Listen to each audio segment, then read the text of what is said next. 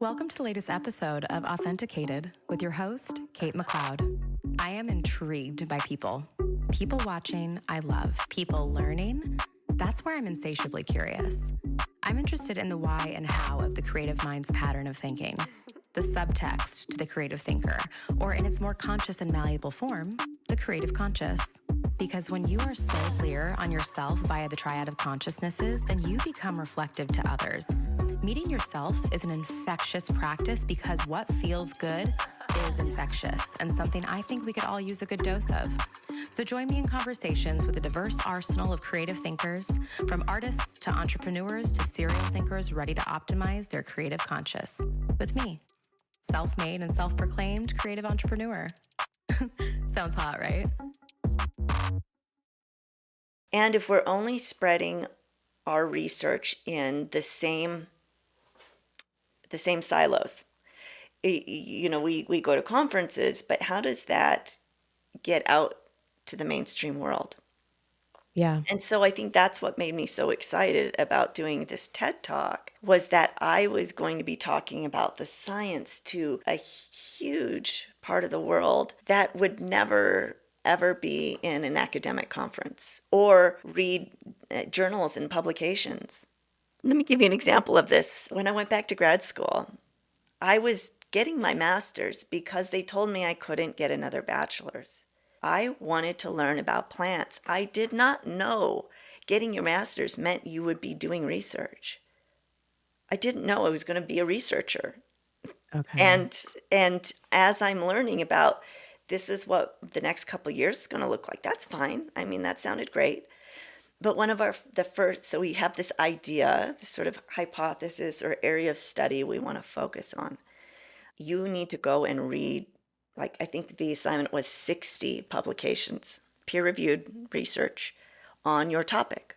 Because the idea is before you set up any study, you want to know what's already been done.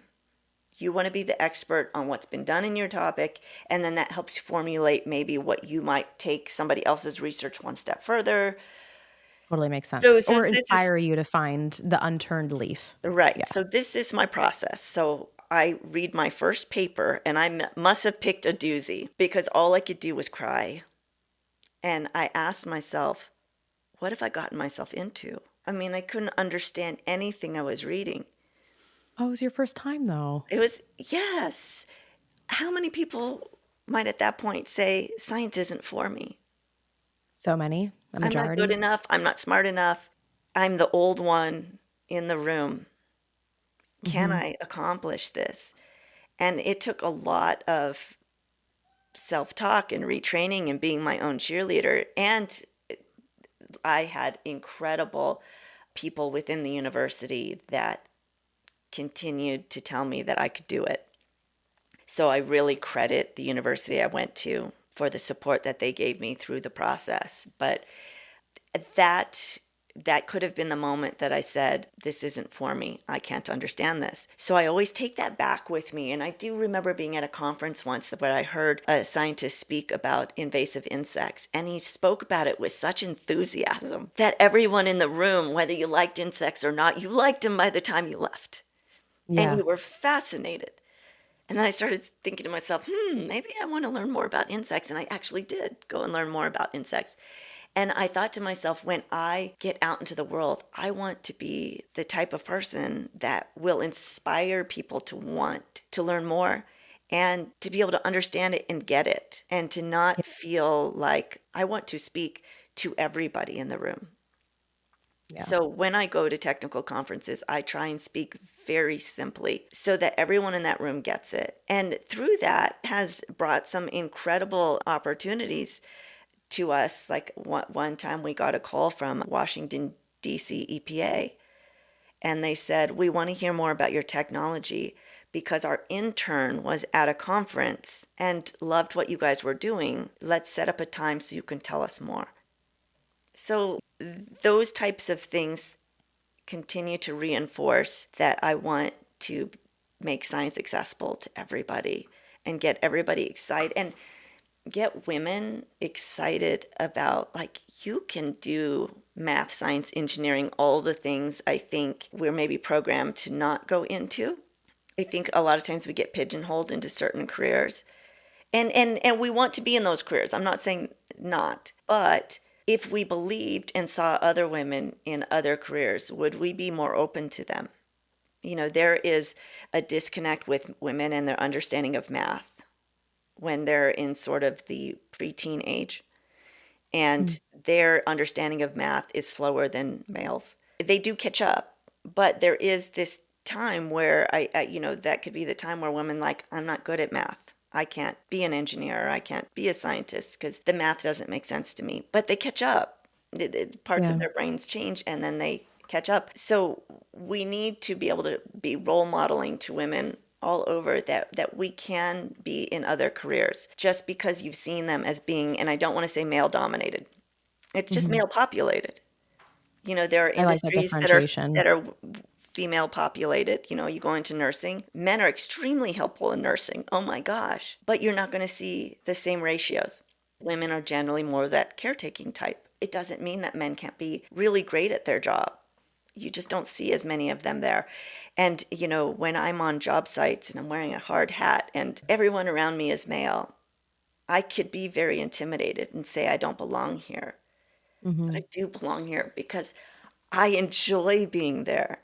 I enjoy Yeah. being in the dirt. I enjoy seeing what's going on. I enjoy being a part of this project that is going to clean up a contaminated site and creating that and engineering that and coming back and collecting data and monitoring.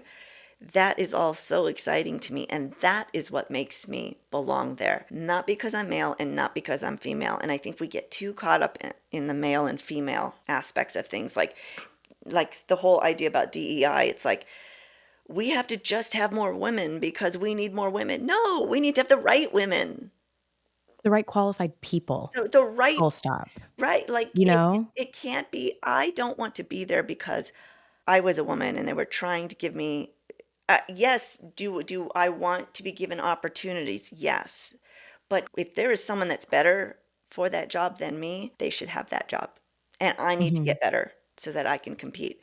It can't be because of the color of our skin or because we're male or female. And I think as women, we can get caught up in that, in thinking there's this glass ceiling that as a Hmm. woman, I'm not going to be able to accomplish that. If you're telling yourself that, well, guess who's now creating a toxic environment for yourself?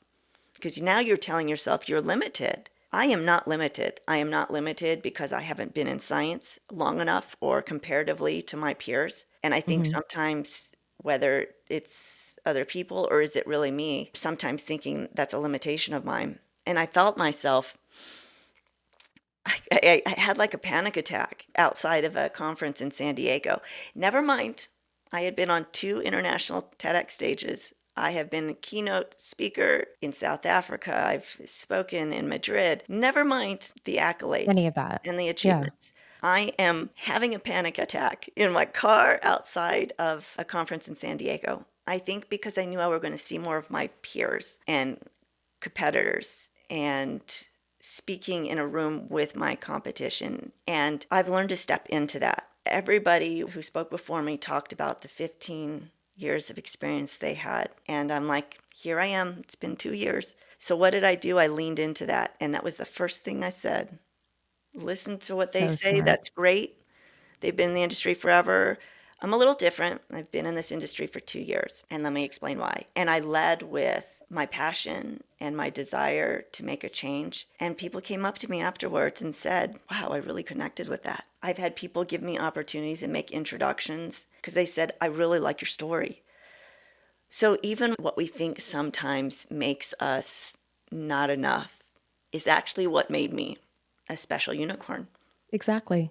And highlighting those things for yourself. Right. You talk about going to job sites. I was fortunate enough to grow up with a mom who's a preservation architect, and she would always take me with her to her job sites. And so I, from a very young age, saw this male populated area that my mom was walking into. And I noticed people not give her the time of day, have no idea who she was. And she's like, I'm the architect.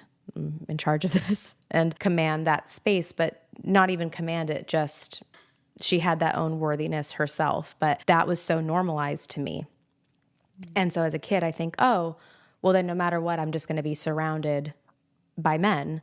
And then as I get older, because that also had its double-edged sword to me, thinking, okay, well, maybe I'm more comfortable around men. Maybe I feel better when men are around. Mm-hmm. And I had to reassess that with myself to say, oh, okay, actually, that's not the situation entirely. And to drop my ego, because this all is a conversation about ego again, Mm-hmm. and having to drop that and saying, okay, so what is it within me that makes me feel insecure being around primarily female populated spaces?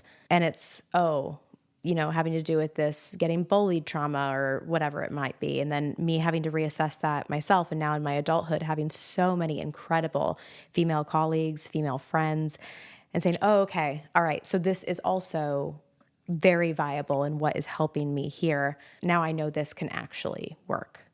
It's amazing the stories we carry along with ourselves for a lifetime, right? Like Oh, you, absolutely. because you worked with men all the time, you believe that to be your safe space, and women weren't a place where you would fit in or feel comfortable until you were able to change that with experience. But we had to be really careful about the stories we carry with us, like baggage Mm-hmm. throughout life. And I could have easily taken other people's ideas and what they thought of, oh, you're going to experience this, you're going to experience that. And women do experience issues on job sites. I hear it all the time, but that's not been my experience. I've actually had such lovely experiences and professional experiences, and that hasn't been my experience. And I do, when I speak with other women, I want to hear them and know Mm-hmm. that that is their experience and that's valid, but to also express that change is happening, and don't carry that along with you every site you go to. Don't have that be the expectation, Mm-hmm. because that's so much of what we carry with us just comes from one experience that we might spread across the rest of experiences for our lives. And we shouldn't do that. We have to be open to changing that, and also considering, what am I doing to encourage? Could it be something that you're doing to encourage that behavior? And again, I'm not like victim blaming or No, any of of that, course. No, no, but no. Two separate conversations. I understand what you're saying. And I'm not saying that you can keep yourself 100% safe all the time by just deciding that your standard is X, yeah. right? But similar to trees, like you're walking in the forest and you see a bunch of thriving trees, but you see one that's dead. You've seen the bugs eating it and it's in the middle of all of them, but it's dead. So maybe that nonverbal communication in the root system or whatever, you would know the answer to this, but whatever that nonverbal communication is to say, oh, Fred, who's next door to me, his roots just told me that he has this parasite and he's dying. He's going to become mulch for food for us, but we're all not going to soak up the nutrients, or we're not going to be impeded on by whatever parasite Fred's got. I think that there is a similar practice as a human to say, I'm just deciding that this is how this is going to go. I'm deciding that this is not the energy that's actually going to be in my realm. And I think that there is a nonverbal communication when I have standards within myself and I do walk onto set or whatever my job is that day. And I do walk onto set. It's like, I'm actually not accepting any of this. I think that there is nonverbal communication that you can do, because ever since I've decided as Kate McLeod that I don't want to be the victim of girl bullying, it kind of stopped happening, because I decided it wasn't even about that. It wasn't the external. It was, I'm just going to be comfortable here. Mm-hmm. And if And you I don't decided, see it, is it really happening? yeah, exactly. And maybe what I'm going to do is I'm going to stop sitting in the victim chair, Yeah. and I'm going to stand up, and I'm not even sitting in the chair. I'm not even bringing the chair to the picnic. I'm going to stand the whole time. I'll sit when I need to, kind of a deal where you align yourself to find frequencies that you want to find. Because I'm sure there are undersided comments that I just don't even register, because I've just decided that that's just not going to be part of my narrative today. Right. 100%. 100%. When I went to grad school, I wanted to hands-on do my research in the field. I wanted to learn to drive the tractors, lay my own drip lines, Yes. everything. I, but I remember going to, the farm director the first time with my plan, and he was just looking at me like, what are you doing here? It just didn't make sense to him. Mm-hmm. This older woman, and again, the college so had a in California, is not a minority, but it was largely Hispanic. And I'm sure I kind of stuck out like a sore thumb. like, why are you wanting to come learn agriculture? It was just weird, different, wasn't what Yeah. they were used to seeing. And I felt a lot of pushback Interesting. when I was, Well, because it's different. proposing my plan, and a lot of like grumbling and questions being asked that seemed unusual, but I kept coming back every day. Mhm. And before you know it, they were teaching me to ride the tractors and coming over and advising me and helping me implement my plan. And when they saw that I was serious and that I was willing to work hard, all of that came down. Because again, I could have taken that as I don't belong. Really, he was carrying around with him stories of students who came who weren't serious and wanted something from him, whatever he was carrying around. And so he kind of put that on me. And then I Okay. behaved in a different way, and that changed very quickly. And some of those people became, my biggest cheerleaders and advocates, and were teaching me to do all sorts of things that were outside of the realm of what the typical student would learn. And that was because I had this vision of what I wanted to do, and it didn't matter what anyone else said about me, including those negative thoughts in my head, but I Totally. was going to push through no matter what.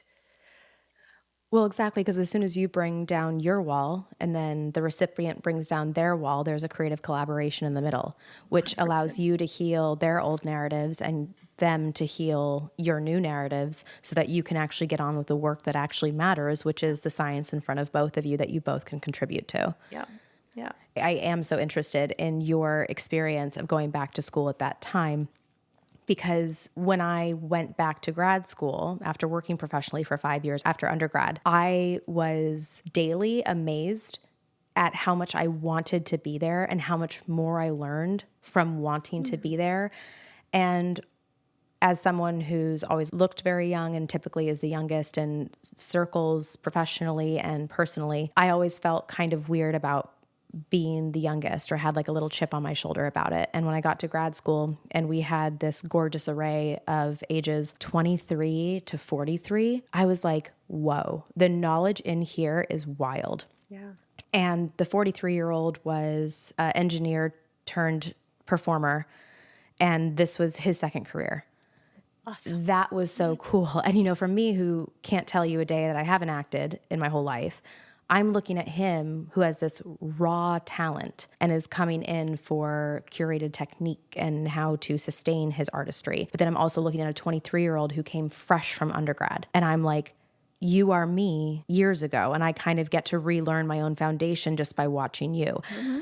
To think that other people don't have value to offer you because there is some rule about numbers or experience is so crazy to me. And Yeah. I think it's so smart that you leaned into that to say, yeah, I am the unicorn here, 2 years experience, but let me tell you what I hold here for you, Yeah. And you know? also in grad school, I realized, like, looking at the younger people, I felt, I don't want to say, I felt bad for them because they didn't have the life experience, that they didn't understand how the world worked. Like, for example, you could create opportunity for yourself if your professor Mhm. is clear about what your goals are and that you're enthusiastic and want those opportunities, where someone in their 20s haven't learned to advocate for themselves yet. So I was able to go on different opportunities that said maybe it was for undergrad only. I could argue that and say that was intended to give new people opportunity, but I am that new person. I'm just in the master's program.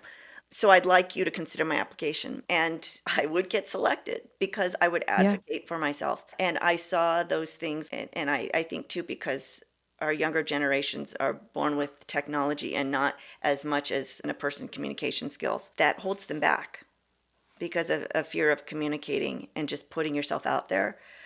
Where even though I was afraid, I was going to do it because I had decades of life experience to tell me that I'm only going to be successful driving your own business if you put yourself out there and Hmm. make things happen. And so I used that in my new career in school and then in my new career, knowing how important marketing was. Like, you can be the smartest one in the room, you could have accomplished the most, but if nobody knows about it, somebody else can get ahead with less because they know how to put themselves out there and they know how to talk about it and they know how to market it and create those opportunities. So I think that's a large part of my success is being able to take what I learned in my first career and those skills and just translate them into an industry where people still struggle with that. I think you absolutely needed your first career, especially being in luxury bridal. Talk about nonverbal communication and like expectation and needing to meet people's expectations and having someone buy into something that they believe is going to enhance their own experience of this special day that they are going to have. And then learning how to communicate with people like that and understanding that you are meeting them at their vision with your own. Hmm. I mean, I'm sure that's an invaluable resource in sciences because I don't know how many other people would have acquired that skill before arriving to sciences. Right. Right. And I think that's a thing to also think about if you're looking at a career change is everything you've learned up until that point is transferable, Yes. right? If you I can think everything is. sell this widget, you can sell that widget. It doesn't matter. Mhm. Ultimately everything is about sales, selling your ideas, Yeah. selling your process, selling your design. Doesn't matter what it is, it's sales. And we get this idea of like, oh, I don't like sales. Well, it's hard to be successful if you can't talk and promote what you do and show how this idea can change things. That's all sales Yes. is. It's just communication, right? With a goal in mind. Yeah. But yeah, I think that really helped me get ahead. And now that had success, I can then help the people around me and say, well, you see that it works, right? So let me help you Mhm. now. Like, let me help encourage you to put yourself out there. Let's share your ideas. This is what excites me so much about collaboration. We are in completely different sectors, but as soon as we both buy into meeting in the middle, the collaboration in the middle is epic. Yeah, yeah. Kind of blending the last two questions that we've tackled. When humans are evolving, when nature is evolving, and legislation is slow in catching up, how are you sustaining your vision, your dream, while you are waiting for these rules and regulations that we have in place in society that make things law or not? How are you navigating patience for that while also managing patience for letting the science do its thing in front of you so you have more data? How are you balancing all this required patience when you are so committed to this space? It's been hard for me to have patience. This industry moves incredibly slow, and I was in an extremely fast paced industry. So I would say that's been one of my biggest challenges, learning to have patience. Here's the thing, the earth is going to be okay. The earth will evolve, the earth will figure it out, and the earth will always be here. The question is, will we be?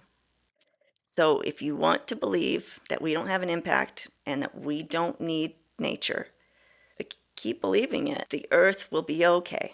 It was before we Yeah. came, it will be afterwards, but will we be? And so it is all of our jobs to be educated and take the political lines out of it. Gosh, the politics behind it is unbelievable. I Yeah. mean, if you even look at, the deal that or the bill that just passed. Oh, the great big bill. Yeah. My great big headache. Okay, so how do we wrap no tax on tips in the same bill with environmental regulations? Because it's not about environmental regulations. It's so incredibly frustrating because yes, I want these things, but no, I don't want those things. So we just looked at this big, beautiful bill that passed, and in that bill, a certain portion that had to do with the selling off our public lands was removed at the last minute. But the whole idea that lands that belong to the people, again, we need these natural spaces. This is one of the most incredible parts about our country. And when I travel internationally, that's something people always talk to me about. Our national parks. I'm just surprised that that comes up when I'm in other countries. They talk about how they want to come to the US and see our parks. And how do we wrap a bill with no tax on tips and all these things related to non environmental issues and things that we would want passed, but we put them in the same bill with environmental regulations that are rolled back and potentially the sale of public lands, but it's in one bill? I don't understand why this is done. It's incredibly frustrating to know that keeping us safe and holding corporations accountable for how they contaminate and holding them accountable is incredibly frustrating to me because we have seen big improvements environmentally because Hmm. of the regulations that we have had. But with that being said, we put regulations on US based companies, but continue to purchase products that are created in other countries without those environmental regulations. We want our cake and we want to eat it too. And Yeah. it's not right. We can't want to have green cities and, this electric cars and everything that is not produced with a petroleum base. But in order to create those EV vehicles, the damage we're doing in countries like Africa to mine these precious minerals and the slave labor that's being used, and what we're doing to their lands in order to make ourselves green is infuriating Yeah. because people think that if I just buy my electric powered vehicle, I'm green. No, you're green if you ride your bike to work. You're green when you stop consuming so much. You are green when you cut back on the resources that you use and you vote with your dollar by investing in companies that are trying to be more sustainable and trying to use or trying to create higher quality products so that you're buying less, using the same things over and over. But instead, we buy our EV vehicles and then we shop on Shein, creating things, toxic clothing in China, and we are doing terrible things to places like the Congo. But because we don't see it and because it's not in our country, it's not really happening. So I have a lot of issues with the way environmental rollbacks were included in this bill. There have been all kinds of federally funded grants that paid for cleanup that have been cut. We're already experiencing it in our industry. I don't know how it's going to affect us, and I don't think it's going to affect us positively. Unfortunately, I understand the importance of needing to be that the US needs to be able to rely on the US, but we have to consume less as Hmm. people, as communities, and as corporations. And we have to stop the marketing that tells us that our lives only get better if we keep consuming. The US is responsible for most of the consumption in the world, and that is because these are deep ingrained beliefs. But the good side of that is we can change. We're never too old to change, and we're never too old to do things differently just because we've always done them a certain way. And it Hmm. requires every one of us from an individual level to start changing our behaviors, retraining our children, teaching them the right way, teaching them to be stewards of the earth, then teaching the community, and then putting pressure on our corporations to find those things important as well. It's only then will we see incredible change. So that is what I'm holding out for. And that is what I'm willing to keep fighting for. That's the good fight, not making beautiful gowns. The fight for me is to protect what belongs to us and what we're a part of, and that is nature. Where do you think that disconnect of humanity in science sort of happens? Where do you think that desensitization comes from? It's just so much of what we've just were educated in. I mean, you see the difference in people that attended schools that had a focus on that versus Hmm. people who, okay, let me give you a great example.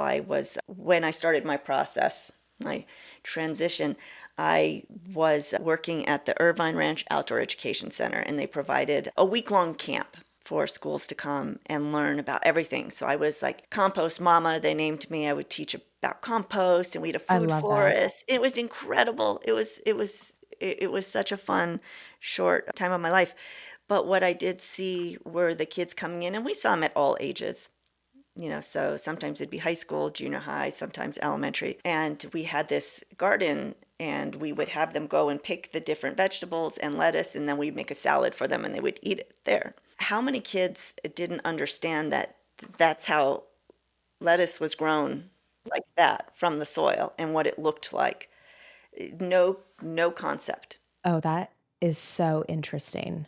The And kids, of course not. well, if no one showed them, if their parents never had a garden, if they were never educated about this idea of food and the importance of healthy food, and they're eating processed foods and don't even understand. I mean, how many people use the argument that we shouldn't hunt for meat, but they're okay with buying it at the grocery store? Which is way worse for the environment. But it's still meat that has Yeah. been killed for consumption. Hmm. You just don't like the way it's. Do you know how it's being factory farmed? Do you have You any just, education on how it's being factory farmed? It is much better to be hunting it than it is to be factory farming it. There's so absolutely. much education disconnect that we don't understand that processed food is not good for us. Like how many people, and I don't want to harp on Trader Joe's, it's just the example that comes up. People think Trader Joe's is like a healthy health food store. Is it? 50% of what is in there is processed in a box. A health food store is going to your farmer's market. There's such a disconnect. Processed food will kill you. We are so disconnected from what our food's supposed to look like, how to grow it, what makes that food healthy, and how it gets on your plate. How many people don't even know how to cook a basic meal?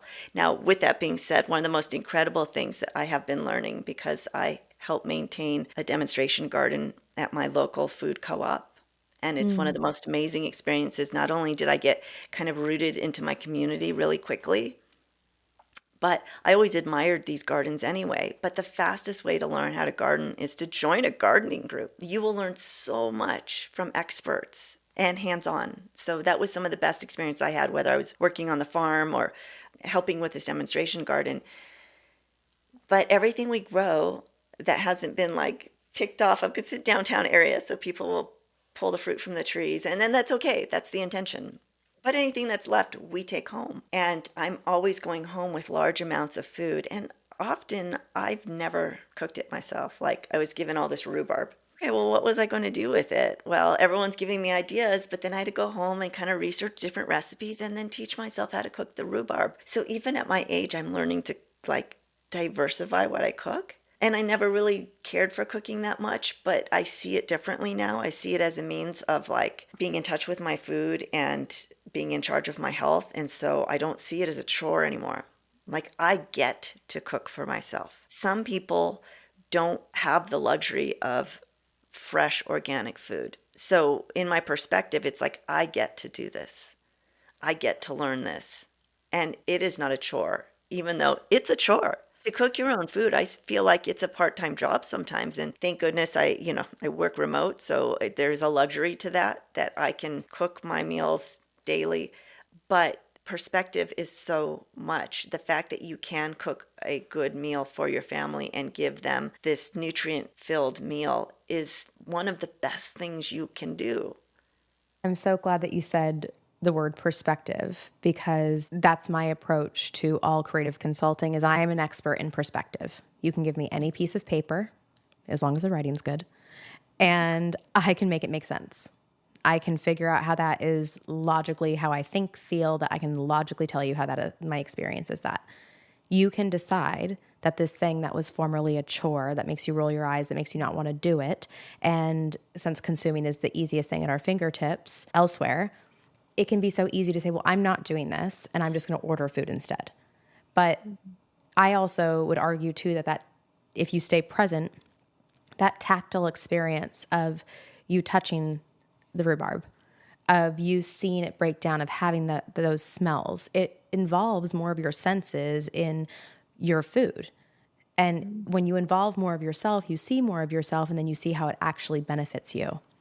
I feel like the disconnect might be this pace, right? Where the first thing that we learned how to consume was food. The first thing we learned how to market is quite literally the same food. But then you and I are dueling tomato slingers, and I'm telling you why my tomato is better than your tomato and vice versa. And it is so interesting that it's the byproducts of this environment that we have taken, the fruits of their labors, and we're taking those, and that is what's causing us to disconnect from the source in which we originally got it. Right. I think about this with flowers a lot, about how often I buy fresh cut flowers. And I always think about, but if I buy these fresh cut flowers, these are the proof that something happened. It's not the root system. It's not the bulb so I can have it again next season or it can bloom again. It's this proof of like, look, I can't help but like think of them like that. It's like, and I did this morning on my walk, instead of buying flowers, I bought a plant because I knew I was going to talk to you. So I bought another succulent. I'm going to research you and I'm going to figure out what we're doing with you. Yeah. Yeah. And Learn how that's to care for exciting. it. Learn how to learn how to love it. Right, right. Yeah. And it's going to Yeah. be here longer. During the pandemic, I also got into propagating different kinds of fruits. I have this massive cacti right now. All of them came from dragon fruit seeds Oh, that I wow. just, yeah, put in a petri dish. And then I put them, and now it's like this, it's growing in such abundance and it brings me such joy because I know I did that Yeah. and I Absolutely. feel more connected to it. There's something magical about, and I think in my urban farming class when we were digging up potatoes, I remember something just hit me. Like I might as well have been digging for gold. It felt that incredible to me to hold those potatoes that were in the dirt. If you've never dug potatoes or sweet potatoes, I highly recommend it. Like you are digging, you have a plant and down inside in the dirt, you're just digging and you just keep finding potatoes. There was something about that that was magical. And again, it was another one of those signs that just said you're in the right place because there was this connection that we grew that. Like we are sustaining life because of that. And as much as, like I said, like science or space doesn't like that's not what excites me. What excited me was that movie The Martian, where Oh, yes. he learns to grow potatoes through, he used his own waste as the compost and made it humid and then grew the potatoes and how excited he was. And I had that same moment growing potatoes and I love that movie because of this whole idea that like we can control our environment with these different building blocks and grow something really beautiful. What's the salt compound that lives in the soil on Mars so that we, Perchlorate salt. So it's like a what we would call like in the remediation industry, it's like a chlorinated. So that compounds come in like different categories per se, and so yeah, it's perchlorate salts. and that's what plants have the power to filter out when They break it down. They actually they break break it it down. down. hmm The So they break chlorinated. it down and how do they use it? So they don't use it per se. So the bacteria lives inside the plant. So imagine this: you have a roommate that cleans up after itself. So Okay. the plant pulls it up, Joy. and they break it down. Yeah, and it's just broken down into non-toxic compounds, and we can see this with you'll see these compounds within the plant and within the soil. So that's how you can see that the breakdown is occurring. Okay. So when I was listening to that part of your TED talk, immediately was thinking about nature versus nurture, where this plant was clearly born on Earth, meant to be in the environment of Earth, but then when transported to a place like Mars, in that environment, that specific environment, it is able to sustain itself. I mean, obviously not like you plant it on the planet and then it's Well, it done. isn't able to sustain itself, and I'll tell you why. Because Mars doesn't have the building blocks that that plant needs. So we don't have the right atmosphere, the right climate. The soil is almost sterile. It lacks any organic matter. So no, until we figure out how to terraform Mars. Hmm. So what scientists have done is created enclosed systems that sort of replicate what Mars is like and then tinkers with different elements to make things to get plants to grow. So, they got to add soil amendments to the soil. They've got to, obviously you need some type of fertilizer in there. You need to add in some humidity. So I'm glad you brought that up. No, nothing is growing in Mars because the building blocks are all wrong. I think I'm realizing in real time where it bumped me because when I was thinking about nature versus nurture, I'm like, okay, so if these plants that if they can't work there, why are we spending so much time, money, and energy into thinking that we can be there? If the first Okay, life yes, form like that, very controversial, right? Because yeah, you have so many people who love and want to think about innovation and this grand idea of colonizing Mars, right? So there's that one side, and then there's the other side that are like, Earth isn't like Earth is the first choice, yeah, fix right? this. Why aren't we fixing this? And that is what inspired me to want to do what I do. But there's this idea, and as a scientist, the idea that in Mars you have completely different circumstances than what you have here. So it just opens up this idea of like, how are we going to make this happen? So imagine how many different experts have to come together to figure out how to make that happen. But additionally to that, anything you bring it's a one-way trip because of how far it is. So Mm-hmm.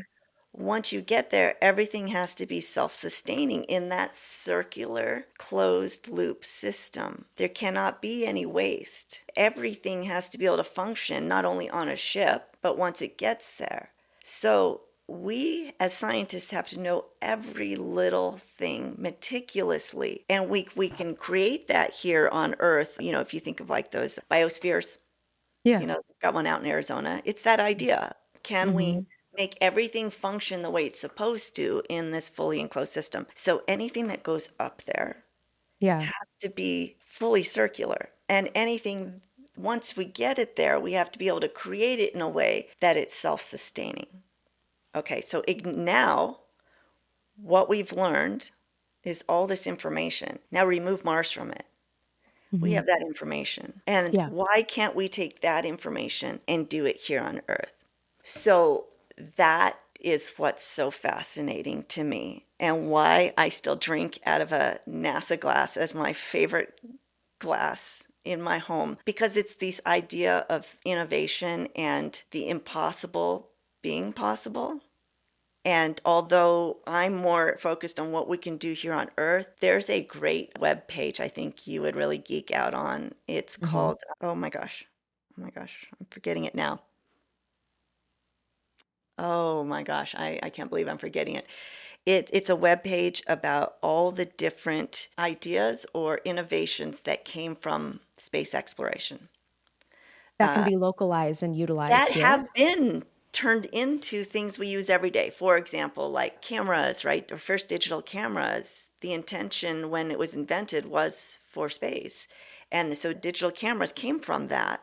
Oh my gosh, there's so many different things. Like they found a microbe that sustained itself on the space station for 11 days. And it turns out this microbe absorbs UV rays. And so they are using it to create a sunscreen. So just this Mm-hmm. just you read these. Oh, and by the way, our company was featured on this website as well on Earth Day because our very first project was with NASA and the EPA.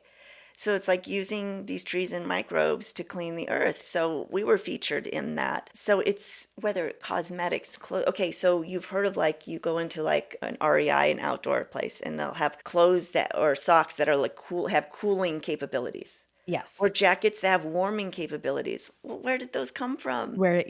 Where did They that had to science come design from? gloves that didn't heat up because of all the heat. They had to be able to manage that through the capabilities of the fabrics. Mm-hmm. This is, my brain is moving so fast at the moment. If you don't imagine the big thing, you're going to have a very hard time implementing the small thing. You need to prove it to yourself over and over again through the utilization of your own imagination for you to believe that these next things are impossible. Because if 100 years ago, we to our great grandmothers said, oh, this is an iPhone, it has the internet on it, these are going to exist in a year, we would have been institutionalized. Right? So you have to think big and bold in order to implement these things otherwise. And so, yes, hypothetically, I do love the exercise of how can we do this on Mars? How can we colonize Mars? How can we get to Mars? That's such a great hypothetical experiment. But after you're done answering all that and finding all the solutions to get all this additional energy, additional resources, additional materials, great. Let's spend some time hanging out in that big idea.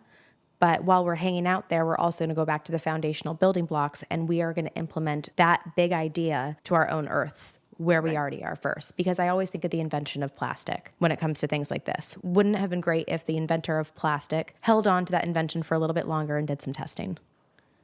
Imagine if this new plastic, and even though it's been fabulous for medical fields, maybe we should have hung out with it for a little bit longer and So said, I can add on to that because, yes, we Please. all know we all don't like plastic. Yeah. So it's called NASA Spinoff Magazine. I had to look that up. So if you Okay. ever I can't want to wait. have some fun, NASA Spinoff, it's just so much fun. So many Okay. categories, so many places to deep dive. But okay, so let's talk about plastics. Yes. If we were trying to have plastic in space, we would have to be able to build all the compounds that went into plastic, would have to create the plastic, but then also be able to break down into other things eventually, right? So you can recycle or you can reuse. You would have to reuse that plastic because you wouldn't be recycling it. So you'd have to figure out how to break down those compounds into something that can be created into, say, something else or be disposed of in a way that makes sense. The problem with plastics, if we designed things from the very start, thinking of that circularity, that I have to design this in a way that ultimately, when it's done, the components could be broken down and be reused into something else or recreated into a different chemical compound. If we designed it from start to finish that way, that's ideal. That's the whole circular system. Instead, we are linear. So we design plastic to be disposed of. So now they're trying to re-engineer that. And what they figured out is when they try and break down plastic, it's actually more we're already finding out that plastic is toxic to us. And I don't know how much you know about that, but something to deep dive. It's not ideal to be drinking out of something in plastic, but the recycled plastic is worse. Awesome. So the marketing was created by, plastic and oil industry as a way to get us to believe we're doing something good. We're recycling the plastic and then we're reusing it. Well, it's more toxic. Don't touch it. This linear thinking as opposed to inventing, Well, honoring the life cycle. yes, and when we think recycle, recycling, it's a marketing campaign. I mean, how much is actually being recycled is very, very little. Look at the statistics on it. So if Hmm. recycling is your option, that just makes us feel good, but it's Yeah. not really repurpose, reuse.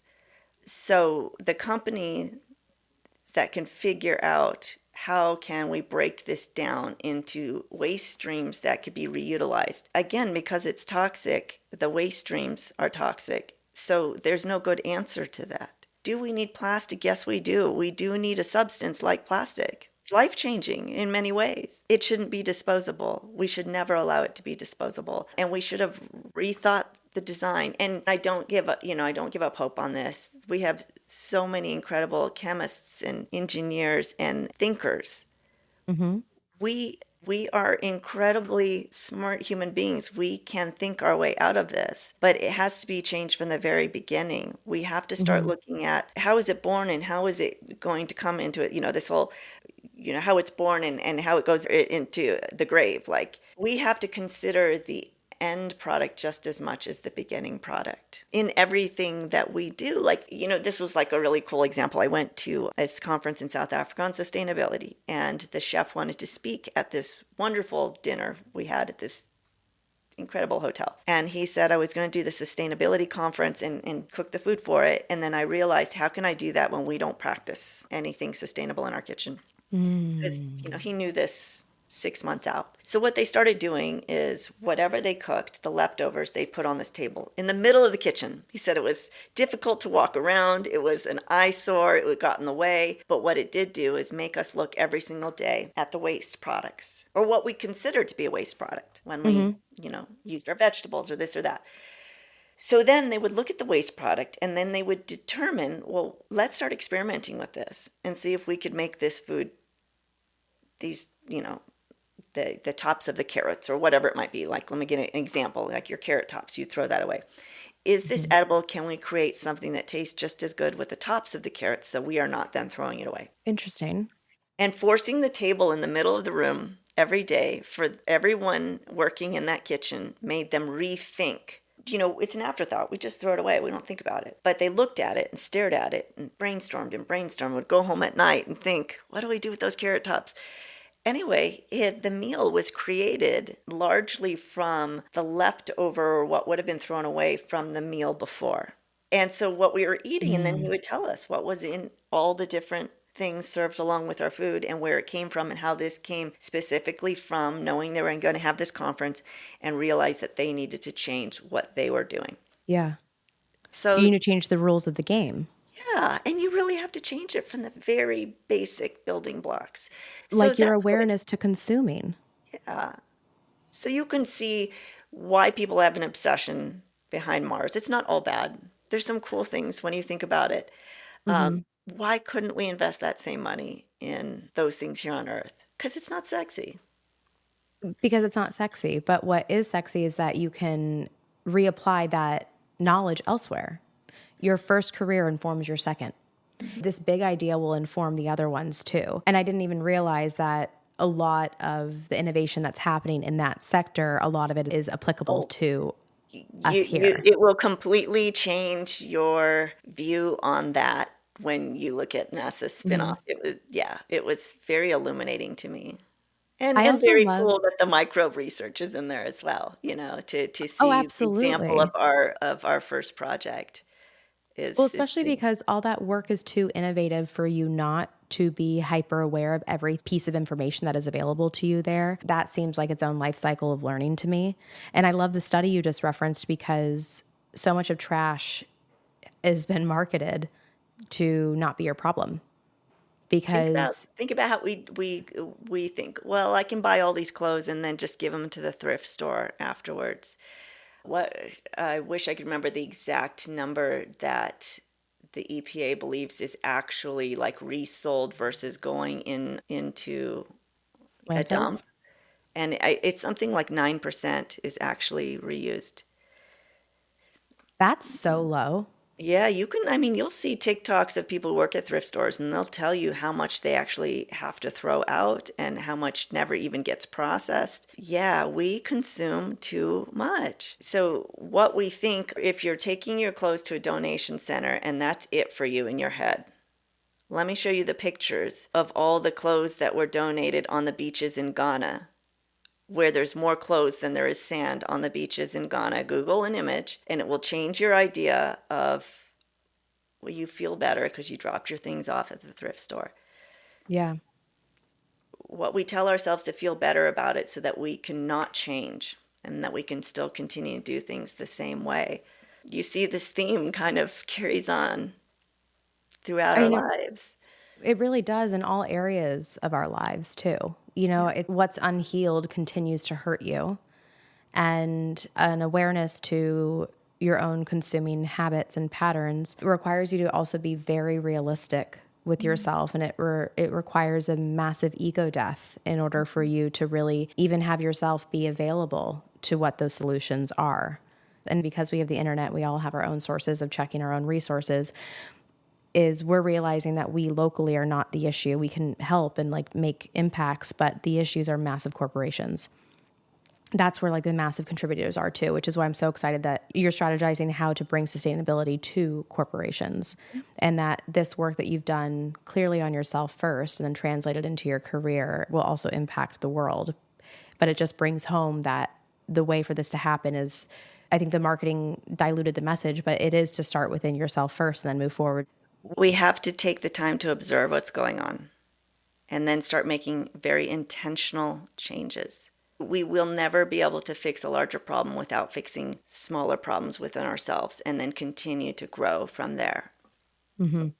That's how it worked for me. And I don't know how you would go into a corporation and say, we need you to change this if everybody hasn't inherently changed their own behaviors. And again, that ultimately we control corporations with our dollar, how we choose to spend our money intentionally.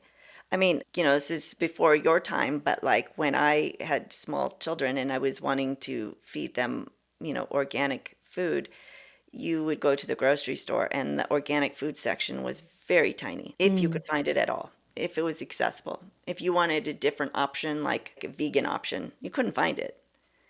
But over time, people started spending money in these alternative ways of eating. They didn't want to eat the conventional way. They wanted to have options. And now when you go into the store, you see the accessibility of all those different ways of eating. And that's because we voted with our dollars. We started spending money with people who would give us those options.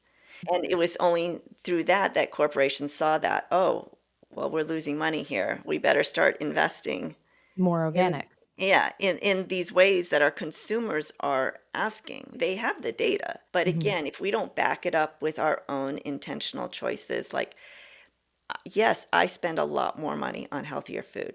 But you know where I don't spend the money? Nothing comes into this house in a box that's been processed. It's just not. I don't, no food goes to waste. How many people do you know are dumping food every week that's gone bad because they're not intentional in their purchasing, intentional in their meal planning, and intentional in their cooking? Their systems are failing within their house, they're eating out, they're too busy, all of these things, again, that lead us to waste. So if you're more intentional, you observe your habits, you set up your systems, you will spend less money in other places and you can afford to spend more money on healthier food. So everything is a give and a take, and everything is very thoughtful and intentional. I can spend more money on something that's a quality piece if I know I am not replacing that for Yeah. 10 years. Hmm. Or I can save the same amount of money in little increments over years and years and years of products that are not of any quality and they weren't bought for the right reasons. Is this Hmm. something I see myself wearing for a decade? Is this something I love? Is it quality? Do I feel good in this? Thoughtful, intentional, observe our behavior and change it where it's not working. That requires so much presence, being present in the present moment. But I think that that is the antidote to consumerism, Mm-hmm. because consumerism is so fast that we can't even register it. Right. A buy now button is a dangerous button. Mm-hmm. 100%. I'm so thankful that you shared this time with me today and your brain. And I'm also so grateful that you are a human in this world who's not only super capable, but also very thoughtful and has been willing to build your own ecosystem within yourself to sustain yourself so that you can show up like this in the world. I see the impact that you have, and I also know the impact personally. This work that for sure there's no way it was easy for you that you were willing to do. It makes me think of that calm lake and throwing that big rock in it and just the ripples going everywhere after it has that impact. I'm so grateful to you for a multitude of reasons. And I think that this is just a fabulous conversation to be having. And I'm so grateful that we got to have it. Thank you so much, Kate. I mean, I've gotten as much from you back, Thank just you. so you know, and I think that's why we connect so well because we are learning so much from each other. What a Yeah. good example of how to move forward, right? And Yeah, that ripple absolutely. effect, I mean, the ultimate message, really is if you can make a big impact. Mhm. It's just a small pebble.